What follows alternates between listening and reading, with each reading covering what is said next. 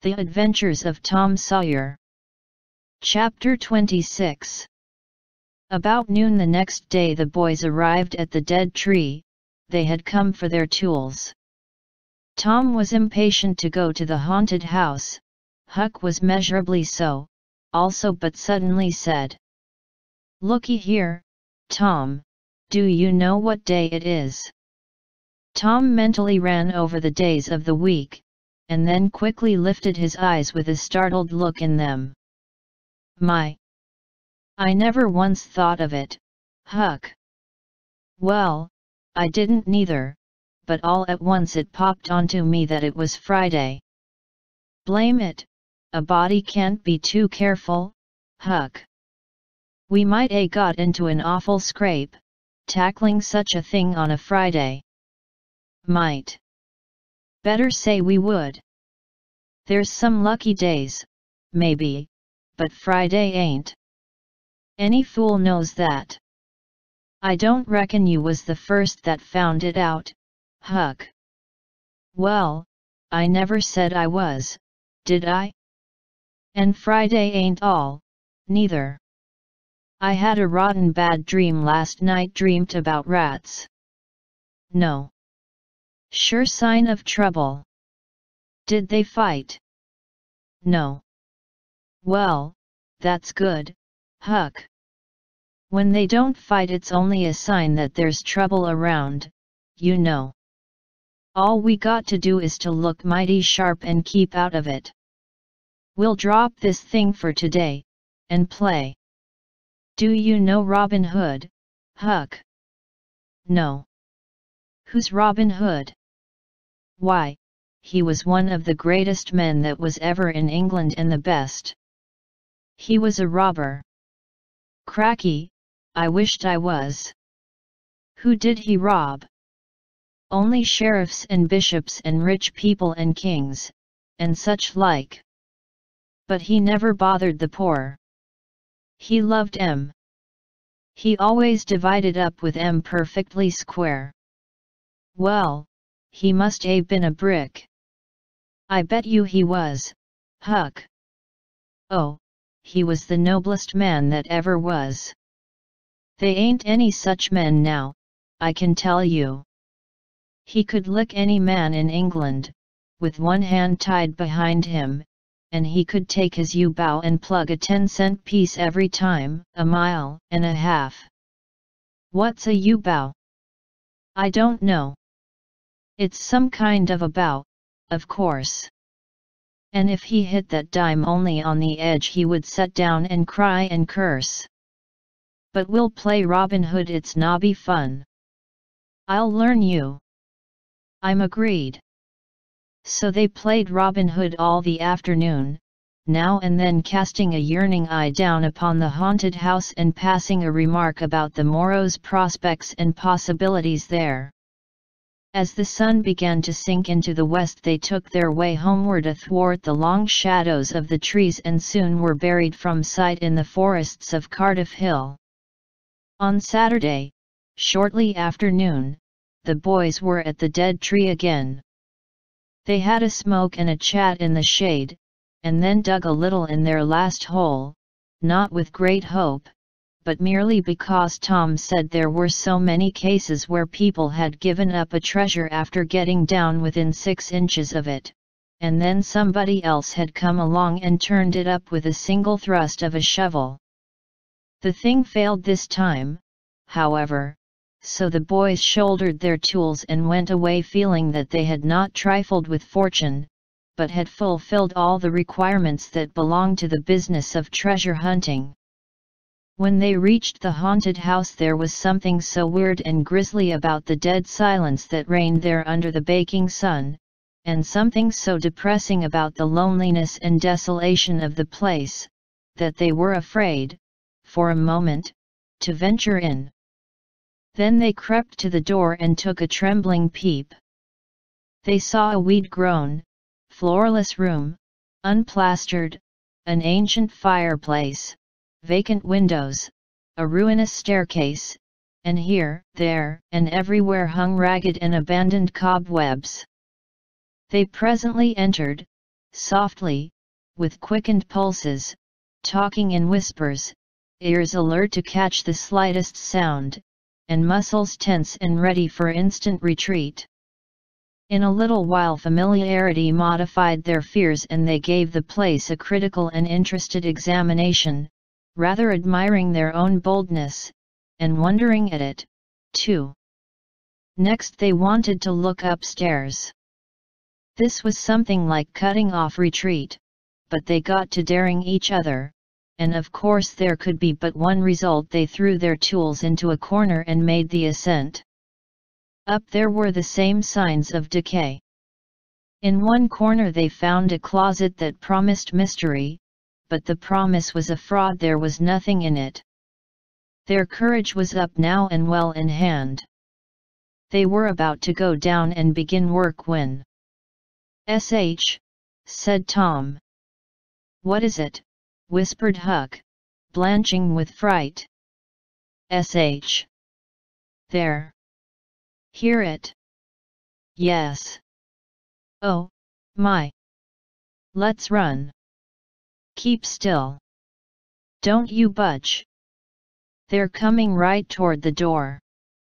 The boys stretched themselves upon the floor with their eyes to knotholes in the planking, and lay waiting, in a misery of fear. "They've stopped. No coming. Here they are. Don't whisper another word, Huck. My goodness, I wish I was out of this." 2 men entered. Each boy said to himself, "There's the old deaf and dumb Spaniard that's been about town once or twice lately, never saw t'other man before." T'other was a ragged, unkempt creature, with nothing very pleasant in his face. The Spaniard was wrapped in a serape, he had bushy white whiskers, long white hair flowed from under his sombrero, and he wore green goggles. When they came in, T'other was talking in a low voice. They sat down on the ground, facing the door, with their backs to the wall, and the speaker continued his remarks. His manner became less guarded and his words more distinct as he proceeded. "No," said he, "I've thought it all over, and I don't like it. It's dangerous." "Dangerous," grunted the deaf and dumb Spaniard to the vast surprise of the boys. "Milksop." This voice made the boys gasp and quake. It was Injun Joe's. There was silence for some time. Then Joe said, "What's any more dangerous than that job up yonder? But nothing's come of it." "That's different. Away up the river so, and not another house about. 'Twouldn't ever be known that we tried, anyway, long as we didn't succeed." "Well, what's more dangerous than coming here in the daytime? Anybody would suspicion us that saw us." "I know that. But there warn't any other place as handy after that fool of a job. I want to quit this shanty. I wanted to yesterday, only it warn't any use trying to stir out of here, with those infernal boys playing over there on the hill right in full view." Those infernal boys quaked again under the inspiration of this remark, and thought how lucky it was that they had remembered it was Friday and concluded to wait a day. They wished in their hearts they had waited a year. The 2 men got out some food and made a luncheon. After a long and thoughtful silence, Injun Joe said, "Look here, lad, you go back up the river where you belong. Wait there till you hear from me. I'll take the chances on dropping into this town just once more, for a look. We'll do that dangerous job after I've spied around a little and think things look well for it. Then for Texas. We'll leg it together." This was satisfactory. Both men presently fell to yawning, and Injun Joe said, "I'm dead for sleep. It's your turn to watch." He curled down in the weeds and soon began to snore. His comrade stirred him once or twice and he became quiet. Presently the watcher began to nod, his head drooped lower and lower, both men began to snore now. The boys drew a long, grateful breath. Tom whispered. "Now's our chance come." Huck said. "I can't, I'd die if they was to wake." Tom urged. Huck held back. At last Tom rose slowly and softly, and started alone. But the first step he made wrung such a hideous creak from the crazy floor that he sank down almost dead with fright. He never made a second attempt. The boys lay there counting the dragging moments till it seemed to them that time must be done and eternity growing grey, and then they were grateful to note that at last the sun was setting. Now one snore ceased. Injun Joe sat up, stared around, smiled grimly upon his comrade, whose head was drooping upon his knees, stirred him up with his foot and said, "Here. You're a watchman, ain't you? All right, though nothing's happened. My, have I been asleep?" "Oh, partly. Nearly time for us to be moving, pard. What'll we do with what little swag we've got left?" "I don't know, leave it here as we've always done, I reckon. No use to take it away till we start south.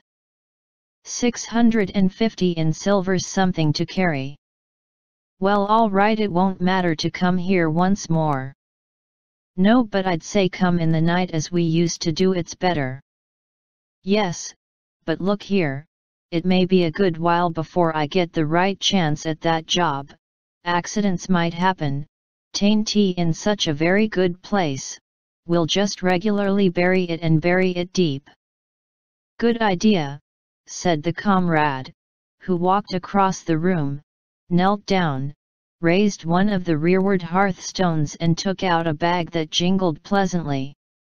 He subtracted from it $20 or $30 for himself and as much for Injun Joe, and passed the bag to the latter, who was on his knees in the corner, now, digging with his bowie knife.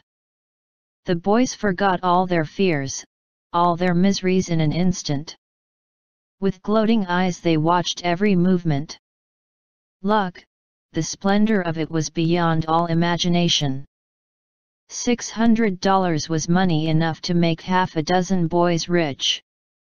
Here was treasure hunting under the happiest auspices. There would not be any bothersome uncertainty as to where to dig. They nudged each other every moment, eloquent nudges and easily understood, for they simply meant, "Oh, but ain't you glad now we're here?" Joe's knife struck upon something. "Hello," said he. "What is it?" said his comrade. "Half-rotten plank? No, it's a box, I believe." "Here, bear a hand and we'll see what it's here for." "Never mind, I've broke a hole." He reached his hand in and drew it out. "Man, it's money." The two men examined the handful of coins. They were gold. The boys above were as excited as themselves, and as delighted. Joe's comrade said, "We'll make quick work of this. There's an old rusty pick over amongst the weeds in the corner the other side of the fireplace. I saw it a minute ago." He ran and brought the boys' pick and shovel. Injun Joe took the pick, looked it over critically, shook his head, muttered something to himself, and then began to use it. The box was soon unearthed. It was not very large, it was iron-bound and had been very strong before the slow years had injured it. The men contemplated the treasure a while in blissful silence. "'Twas always said that Morell's gang used to be around here one summer," the stranger observed. "I know it," said Injun Joe, "and this looks like it, I should say. Now you won't need to do that job." The half-breed frowned. Said he, "You don't know me." Least you don't know all about that thing. Tainty robbery altogether, it's revenge, and a wicked light flamed in his eyes. I'll need your help in it. When it's finished then Texas. Go home to your Nance and your kids, and stand by till you hear from me. Well, if you say so, what'll we do with this? Bury it again? Yes. Ravishing delight overhead. No. By the great Sachem, no. Profound distress overhead. I'd nearly forgot. That pick had fresh earth on it. The boys were sick with terror in a moment. What business has a pick and a shovel here? What business with fresh earth on them? Who brought them here and where are they gone? Have you heard anybody, seen anybody? What? Bury it again and leave them to come and see the ground disturbed? Not exactly, not exactly. We'll take it to my den. Why, of course. Might have thought of that before. You mean number 1? No, number 2 under the cross. The other place is bad, too common. All right. It's nearly dark enough to start. Injun Joe got up and went about from window to window, cautiously peeping out. Presently he said, "Who could have brought those tools here? Do you reckon they can be upstairs?" The boys' breath forsook them.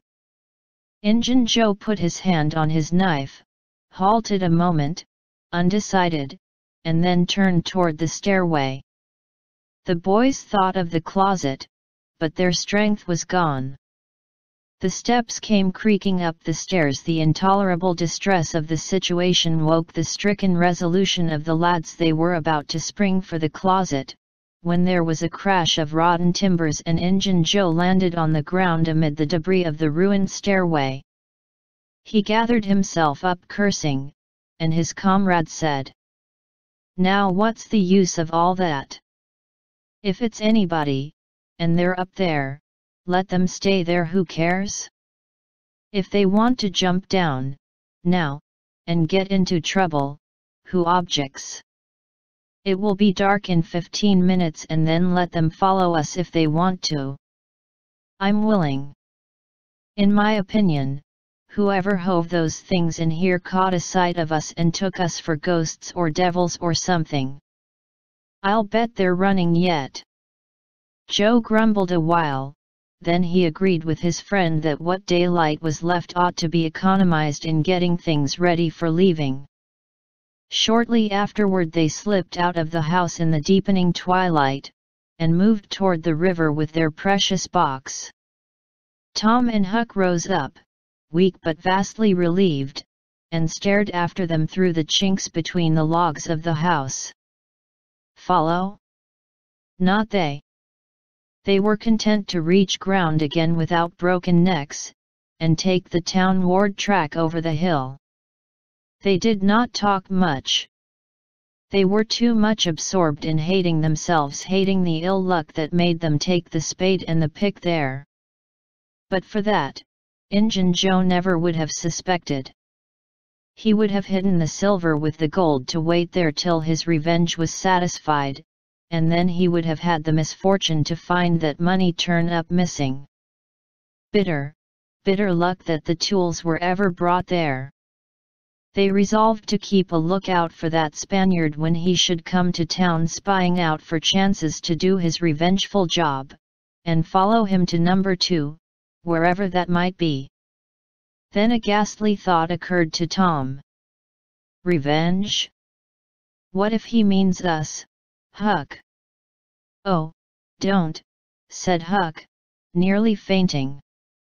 They talked it all over, and as they entered town they agreed to believe that he might possibly mean somebody else, at least that he might at least mean nobody but Tom, since only Tom had testified. Very, very small comfort it was to Tom to be alone in danger. Company would be a palpable improvement, he thought. "Pard," "There's thousands of dollars here," said Injun Joe.